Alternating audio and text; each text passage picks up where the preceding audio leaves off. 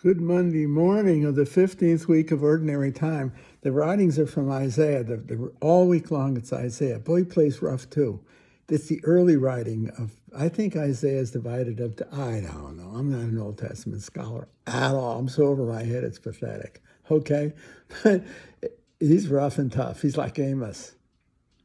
So it's rough and tough, okay? But the Gospel of Matthew, it's a pylon of sayings, okay? But there's some of the really, they're demanding. You can see that there's a prophetic element in Christ here. He sounds just like Isaiah and Amos. Namely, there's a cost to discipleship. Fidelity is costly. Here's what he says. Don't think I came to bring peace upon the earth. I've come to bring not peace, but the sword. That's not usually, you don't hear Christ say things like that. Why? For I have come to set For I have come to set a man against his father, a daughter against her mother, a daughter-in-law against her mother-in-law. And one's enemies will be those of his own household. Wow, that's unthinkable. These are hyperbolic claims on the part of Christ. He's saying the absurd. This is absurd. The price of discipleship. And that time, it would have been. If you chose Christ, to follow Christ at that time, and you're an early Christian in Matthew's time, writing to and speaking and preaching to Jewish Christians, the price was astronomical. To become a Christian, holy cow, the price. Not of martyrdom, that was Rome, but Jerusalem would be the fragmentation of your home. It still is for Orthodox Jews. I would say for Reformed Jews, not Reformed, but I don't know about that. But conservative Jews, yeah, I think the price of conversion is astronomical, okay? And Christ is saying that here. And you know that Matthew is telling the Jewish Christians, this is the price of discipleship. He said, whoever loves father or mother more than me is not worthy of me. Whoever loves a daughter, or son or daughter more than me is not worthy of me.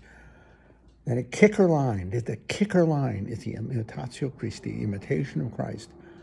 Whoever does not take up his cross and follow after me is not worthy of me. And that's the model. Christ on the cross. Self-sacrifice, you see.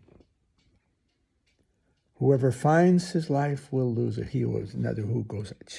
Chooses his own life will lose it. But he who loses his life for my sake will find it. He means that in the broadest. That's the very essence of the Christian gospel. The imitation of Christ, imitatio Christi, isn't taking up the cross. It isn't preaching the good word at all. It is to take up your cross, you see. Right? Whoever receives you receives me. Whoever receives a prophet, etc. Okay? He goes on and on. Okay. You know, it would strike me as very, very interesting, whatever this is worth, because in the life of the church, especially the monastic life, and in many ways this was taken literally. I remember, because what you could see it in our practices. I'm thinking back in the mid-50s, late 50s, when I joined the order in 59. We did leave home, and it was an absolute leaving. We did leave. And it was only much later in student life and after Vatican II, in the wake of Vatican II, that we began to recover a greater relationship to our families, as opposed to in the past. You'd go away, you were gone, okay? That's really true. You had to know that. Yeah, I think of that a lot. And yet I have to say, it was through the order that I truly learned to love my parents, my family. Maybe like every kid, everybody thinks they got better, but somebody else has better parents. My family was old when we were born, when Pete and I were born. They were in their late 30s. That was unusual, okay, at that time. Today it's not. That time it was. My folks were. My father was a professional waiter, okay, restaurant man. My mother was a school teacher. They were professional people in their own way, within their own culture. They were modern, even though my father was an immigrant, okay? They were modern. They weren't old-fashioned Italians at all. My mother couldn't boil water, and she didn't want to learn. She had to know that. Her idea of a good day was listening to the opera, going to the theater. I'm being honest, okay? That's the truth. We didn't go around, we were not sing-song Italians, okay? In kind of the caricature. It was stern, almost Germanic, okay, if you want the truth, okay? My father loved Germany. He loved the discipline, okay, that went with Germany. Honest to God, you have to know that. So it was kind of, in that sense, a stern household, okay, in that regard. But I didn't realize until I was in the order how beautiful they were. I didn't appreciate that.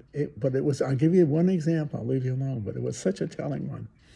It was in 1963, the spring of 63. I was stationed in Hartford, Connecticut. Hartford. It was in student life, my first year of philosophy. It was right out after the novitiate. Still 7 years before ordination, 6 years before ordination. Okay? So we went to the beach where Father Norbert Dorsey was our director. He became eventually a bishop of Orlando. But we went to the beach, my classmates and I, okay, and Father Norbert. Well, at the beach, I said, you want to go to supper? We'll go home. We'll go to my house for supper. Okay? This is out of nowhere. I don't know how we did it because we didn't have cell phones, but I got some kind of a pay phone from New London. We were in New London, okay? The beach in New London. I called home and I said, hey, Dad, it was a Monday because the only day my dad wasn't working. I called home. I said, we can all come by for supper. There's about 10 of us. Okay. This was 4 o'clock in the afternoon, I called. We were going to eat in 2 hours. Okay? He said, sure, we'll be ready. Had a clear blue sky. We all got in the car, 2 cars, whatever the hell it was, drove to New Haven, which was 50 miles away. Okay? Came in the backyard. My father had set up booze and everything, wine, booze, hors d'oeuvres, everything. And they thought that was dinner. That was the warm-up. Then we went in the house for a major dinner. I mean major dinner, okay? This was in 1 hour's notice. 1 hour. We got in the car. I took it for granted. Yeah, what's all? This is normal, yeah, this is normal. And one of the guys, Jim Palermo, my class, he didn't get ordained. He ended up leaving. In fact, he left that year, as I remember. He said to me, you have wonderful parents. I said, what? And then Father Norbert said something to me, and I never forgot it. He said to me, you don't appreciate your family. And I began to see it differently. You see, I owe the order. Even though I left my family because of the order gave me back my family. To this day, I admire, not only do I love my family, I admire them. And I think if I could be half the man my father was, that's the truth. They were honorable people. They were faithful to their family and their callings, and they were the best at what they did. That's the truth. The only thing they ever counseled me on, that came from both my parents, never disgrace our family name. Never disgrace our family. Honor our name. And to this day, it's paramount in my mind. I hope I will never, ever disgrace my name. My father said, you do whatever you want. It was right after I was ordained. Well, I mean hours afterwards.